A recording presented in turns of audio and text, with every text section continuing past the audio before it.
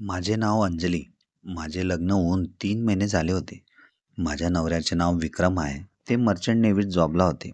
लग्नाच्या 1 महिन्यानंतर त्यांच्या ड्युटीवर जाण्याचा वेळ झाला होता. कारण लग्नासाठी 1 महिन्याची सुट्टी त्यांनी घेतली होती आणि 2 महिन्यांनी ते घरी परत येणार होते.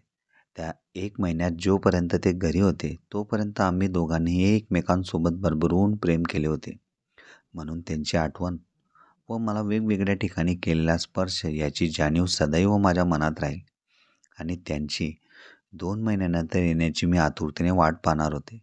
पण ज्या दिवशी माझे हजबंड ड्युटीसाठी निघाले त्याच्या दुसऱ्याच दिवशी आमच्या घरात माझ्या लहान धीराची एंट्री झाली.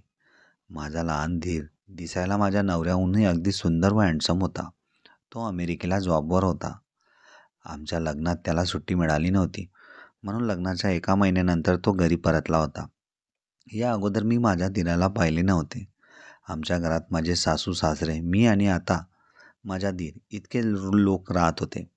ज्यावेळेस माझा धीर घरात येऊन मला आवाज देऊ लागला आणि ओरडतच बाबी बाबी असे म्हणू लागला आणि ज्यावेळेस मी त्याच्यासमोर येऊन उभी राहिली तो एकटक नजरेने माझ्याचकडे पाहत राहिला, जणू आम्ही कित्येक वर्षानंतर भेटत आहोत. त्याचे आयुष्य अगदी फ्रीस्टाईल होतं. त्याने लागलीच माझे दोघं हात त्याच्या हातात घेतले आणि मला म्हणू लागला, बाबी सॉरी, मैं आपकी और भैया की शादी में आ ना सका. मेरी ड्यूटी का शेड्यूल ही गलत हो गया था. इस वजह से कंपनी वालों ने छुट्टी देने से मना किया था. लागलीच त्याने मला आपल्या घट्ट मिठीत घेतले. त्याच्या मिठीत आल्यानंतर मला माझ्या नवऱ्याचीच आठवण झाली. माझ्या धीराचे नाव अजय होते. त्यावर तो म्हणाला, भाभी भैया चले गए होंगे. मुझे बहुत बुरा लग रहा है. मेरा और भैया का आने जाने का टाइमिंग ही गलत हो जाता है. आपको काफ़ी याद आ रही होंगी ना भाभी भैया की. आप चिंता मत करो, अभी मैं आ गया हूँ. आपको कभी भैया की याद में आने नहीं दूंगा जब तक वो घर वापस नहीं आते तब तक.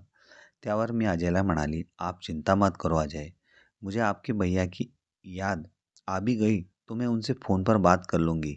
आप जल्दी से फ्रेश हो जाओ, मैं आपके लिए नाश्ता बना के देती हूँ. ठीक आहे भाभी, असं म्हणत तो माझ्या सासू सासऱ्यांना भेटण्यासाठी त्यांच्या रूममध्ये गेला. आणि त्यानंतर अजय फ्रेश होण्यासाठी बाथरूममध्ये गेला. बाथरूममधून बाहेर आल्यावर तो सरळ त्याची बॅग घेऊन माझ्या बेडरूममध्ये शिरला. माझे लक्ष त्याच्याचकडे होते. अजय कपडे घालत असताना त्याचे लक्ष अचानक कपाटावर ठेवलेल्या माझ्या आतल्या कपड्यांवर गेले. अजय त्यांना आपल्या हातात घेऊन एकटक नजरेने पाहू लागला. माझ्या मनात एकच विचार येत होता की अजयला त्या कपड्यांना हातात घ्यायची गरज का भासली. त्याने लागलीच मला आवाज दिला, भाभी या आओ, कुछ काम है मुझे आपसे. त्याच्या आवाजामुळे मी फटक्यात माझ्या बेडरूममध्ये गेली आणि अजयच्या हातात ते कपडे पाहून मला आश्चर्यच वाटले. मी लागलीच त्याच्या हातातून ते कपडे घेतले आणि कपाटाच्या आत ठेवले. मी असं करत असताना अजय मला म्हणाला, भाभी यह क्या था, किसके कपडे थे ये. तेव्हा मी अजयला सांगितले, यह मेरे कपडे है, आपको इसे हाथ लगाना नहीं चाहिए था. त्यावर अजय सॉरी म्हणाला, भाभी मुझे लगा कुछ साफ करने के लिए यह कपड़ा रखा है इसलिए मैंने हात लगाया. आणि अचानक माझे लक्ष अजयच्या पोटावर असलेल्या सिक्स पॅककडे गेले. ते अधिकच सुंदर व अट्रॅक्टिव्ह दिसत होते. त्यामुळे मला अजयचे आकर्षण जास्त वाटू लागले होते. मी अजयच्या त्या सिक्स पॅककडे पाहतच रूममधून बाहेर निघाले आणि अजयला सांगितले, अजय ब्रेकफास्ट के लिए जल्दी आ जाना, मैं डायनिंग टेबल पे लगा रही हूँ. त्यावर अजय मला म्हणाला, अभी आया भाभी. अजय आज स्वभावाला अगदी मनमोकळा होता. त्याच्या मनात असे काही नव्हते, पण तो दिसायला इतका सुंदर होता की त्याच्यावरून नजर हटवण्याची इच्छाच होत नव्हती. काही वेळानंतर आम्हा सर्वांचा ब्रेकफास्ट झाला. अजय काही वेळ माझ्या सासू सासऱ्यांसोबत डायनिंग टेबलवर बसूनच गप्पा मारत होता. माझे सासू सासरे देखील वेल एज्युकेटेड होते. माझ्या सासऱ्यांचे वय 52 वर्ष होते आणि सासूचे 48 वर्ष इतकं होते. त्यांच्या गप्पा संपल्यानंतर अजय हा डायरेक्ट माझ्याच बेडरूममध्ये लॅपटॉप घेऊन बसला. असेही घरात 4 रूम होते, पण तो आल्यापासून जास्त वेळ माझ्याच बेडरूममध्ये घालवत होता. आमच्या घरात स्वयंपाक करायला मेड होती. दिवसाच्या व रात्रीच्या स्वयंपाकाचे तिचे पाहिजे. फक्त ब्रेकफास्ट मी माझ्या हाताने करायची. म्हणून थोडा वेळ अजयसोबत गप्पा गोष्टी करण्यासाठी मी माझ्या बेडरूममध्ये गेली. तेव्हा अजय ह्या पलंगावर लोळून लॅपटॉपवर काम करत होता. ज्यावेळेस मी रूममध्ये आली त्याच वेळेस माझं लक्ष त्याच्या लॅपटॉपकडे गेले. तो त्याच्या लॅपटॉपमध्ये असे काहीतरी वेगळेच व्हिडिओ पाहत होता. त्या व्हिडिओंना पाहून माझ्या मनात एक वेगळीच ऊर्जा व तरंग निर्माण होऊ लागली आणि मला आत पाहिल्यावर अजयने फटक्यात लॅपटॉप बंद करून तो मला विचारू लागला, "भाभी, कुछ काम था क्या आपको मुझसे?" "नहीं अजय, कुछ काम नहीं था. मैं तो ऐसे ही आपसे बातचीत करने के लिए आई थी." तेव्हा अजय मला म्हणाला, "आओ भाभी, आप खड़ी क्यों हो? मेरे पास बैठो." ज्यावेळेस मी अजयच्या समोर बसली त्यावेळेस अजय माझ्या त्या ठिकाणी वारंवार पाहू लागला होता. माझे लक्ष त्याच्या डोळ्यांकडेच होते. त्याचे डोळेही थोडे बुरसट असल्याकारणाने त्याच्या सुंदरतेला ते चार लावत होते.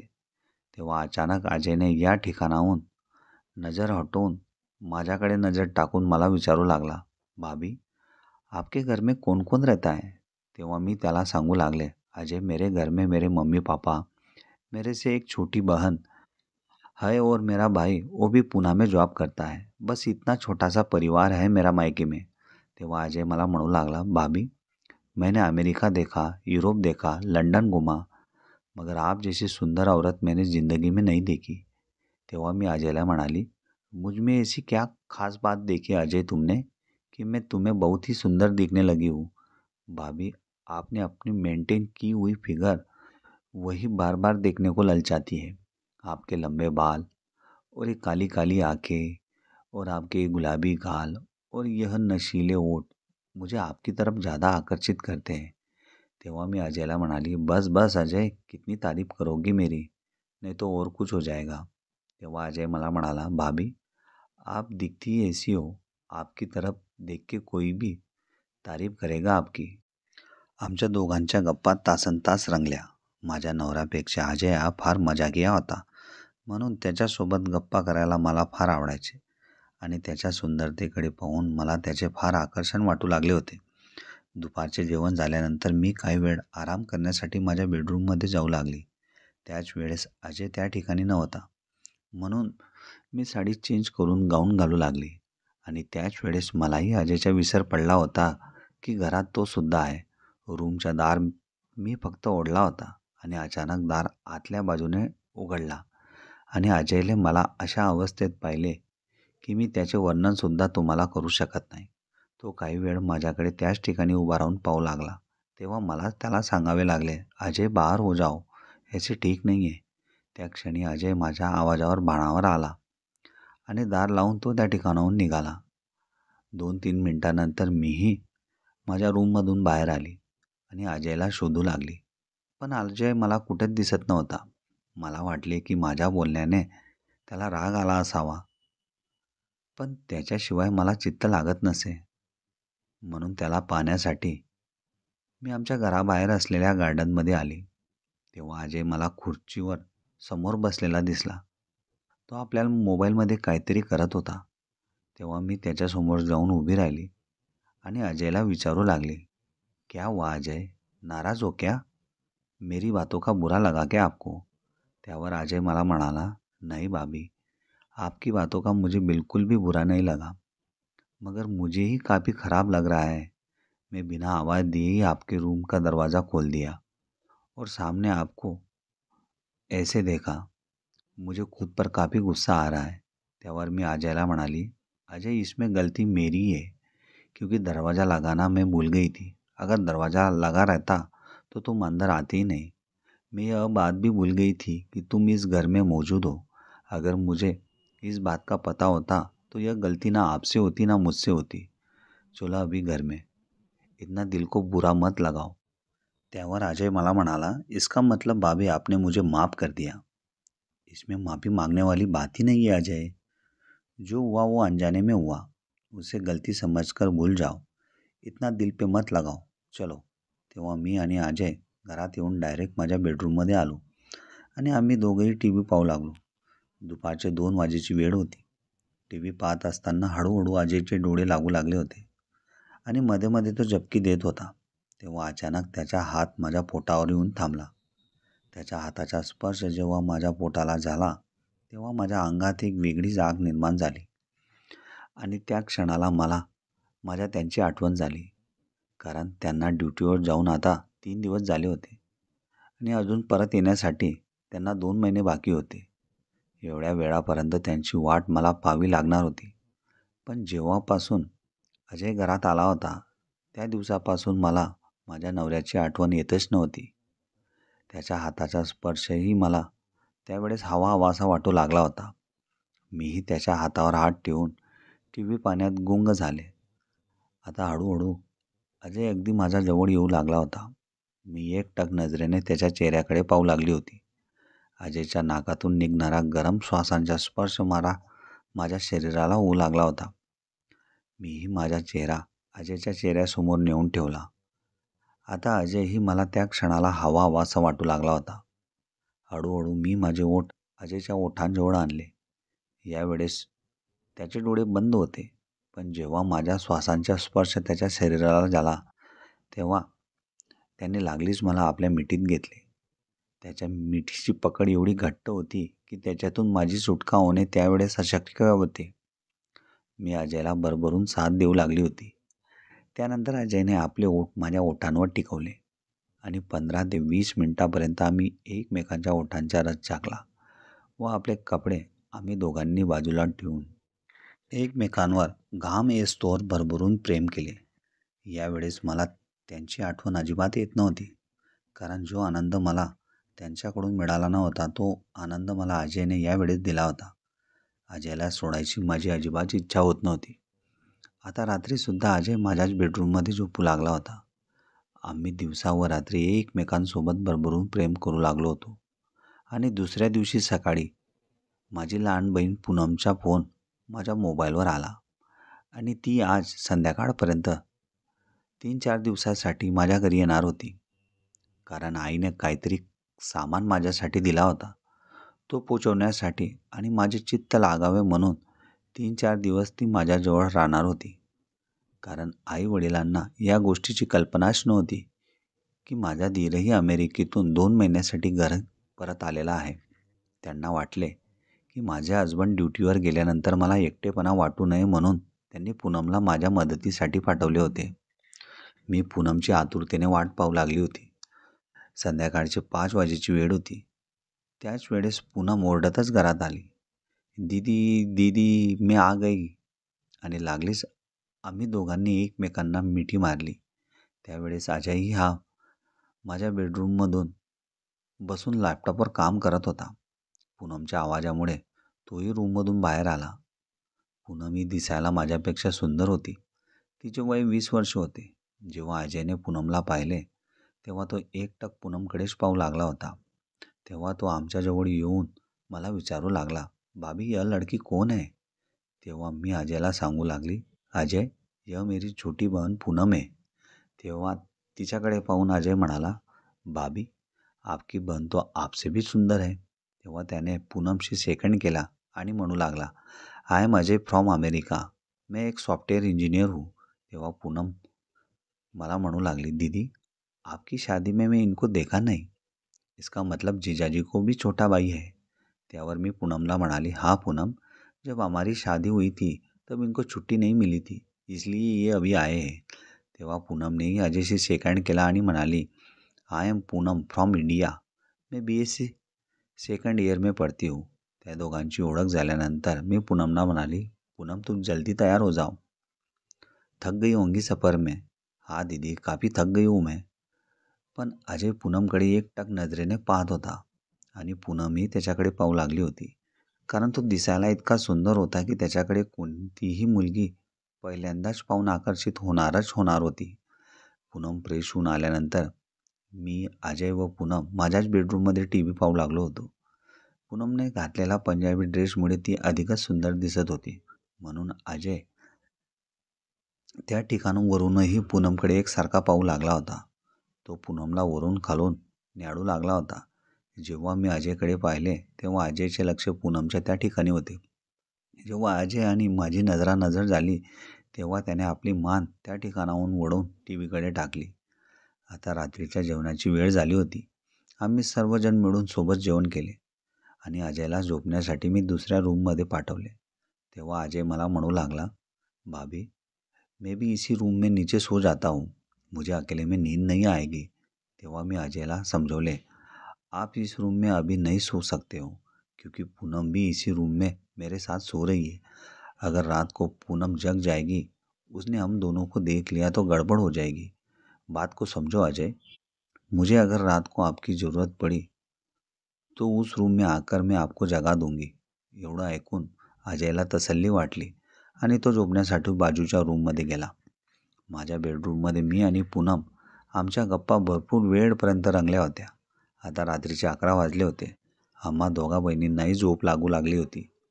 पण तिकडे अजय अजूनही झोपला नव्हता. तो लॅपटॉपवरच काहीतरी काम करत होता आणि तो माझीच वाट पाहू लागला होता. कारण आम्हा दोघांना एकमेकांची सवय झाली होती. म्हणून मलाही झोप लागत नव्हती.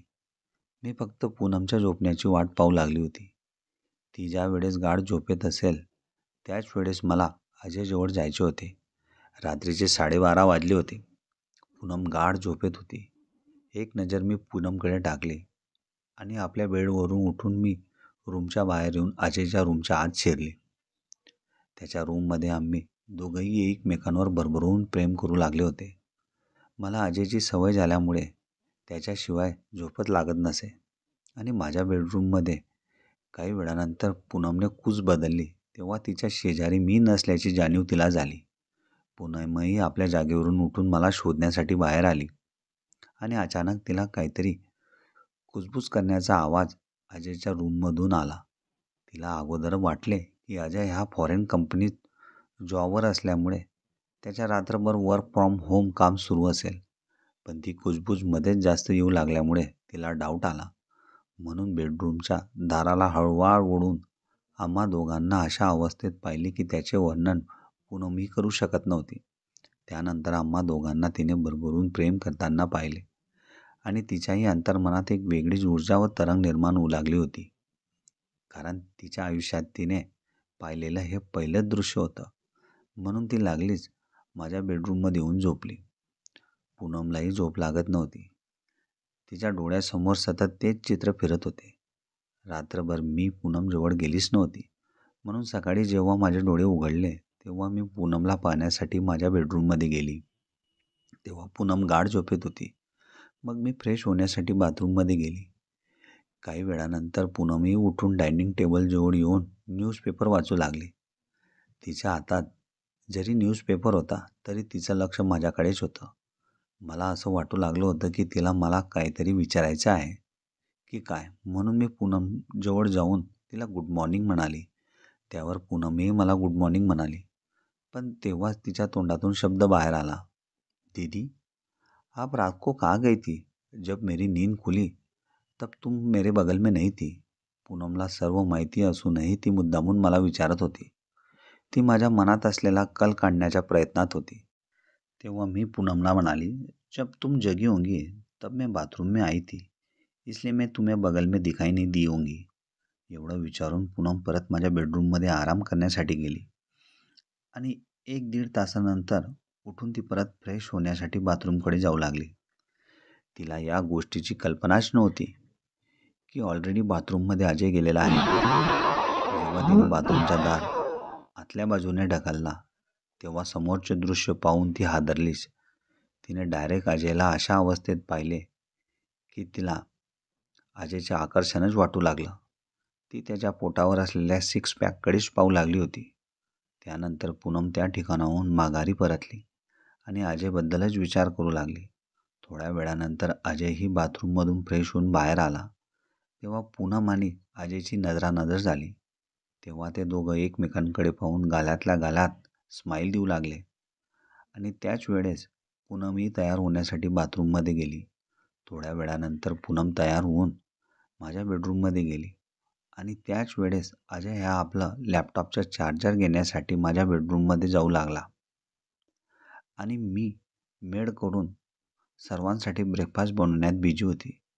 जेव्हा अजयने बेडरूमचा दार आतल्या बाजूने ढकलला तेव्हा समोरचे दृश्य पाहून तो आश्चर्यचकित झाला. तेव्हा अजयच्या मनात प्रश्न निर्माण झाला, पूनम तो अंजलि भाभी से भी अंदर से काफ़ी खूबसूरत है.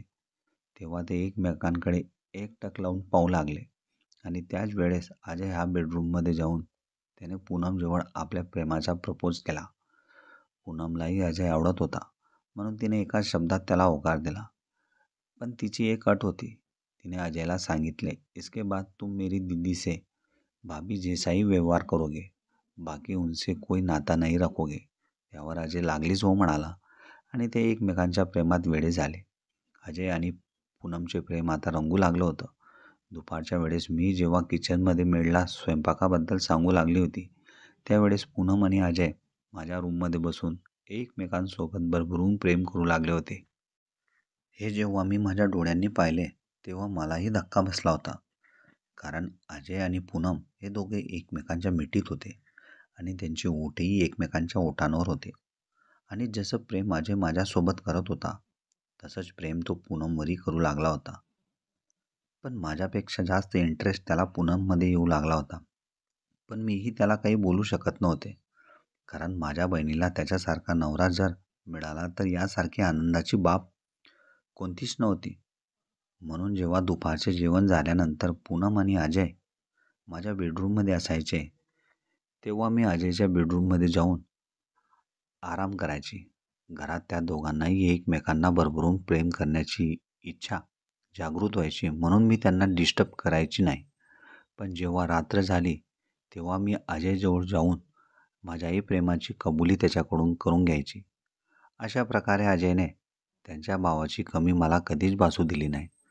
जोपर्यंत माझे हसबंड सुट्टीवर येत नाही, तोपर्यंत अजयने मला भरभरून प्रेम दिले आणि माझ्यासोबत माझ्या बहिणीलाही त्याने भरभरून प्रेम केले. कालांतराने अजय आणि पूनमचे लग्न करण्याचे आम्हा दोघा घरांचे नियोजन झाले आणि त्याच वेळेस माझे हजबंडही सुट्टीवर आले होते. मग काय, मी माझ्या नवऱ्याच्या प्रेमात गुंग झाले आणि अजय हा पूनमच्या प्रेमात गुंग झाला होता.